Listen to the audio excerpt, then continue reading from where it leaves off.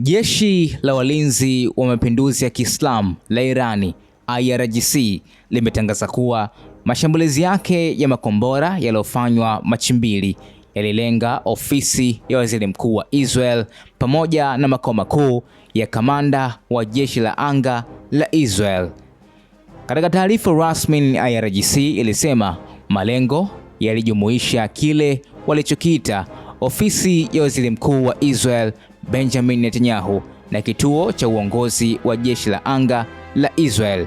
Haikutoa ushahidi wa kina kuhusu kiwango cha uharibifu au iwapo malengo hayo yalipigwa moja kwa moja. Kwa upande wa Israel, mamlaka hazijatoa maelezo ya haraka kuthibitisha au kukanusha madai hayo, huku mifumo ya ulinzi wa anga ikiendelea kuwa katika hali ya tahadhari kufuatia kuongezeka kwa mashambulizi ya pande zote.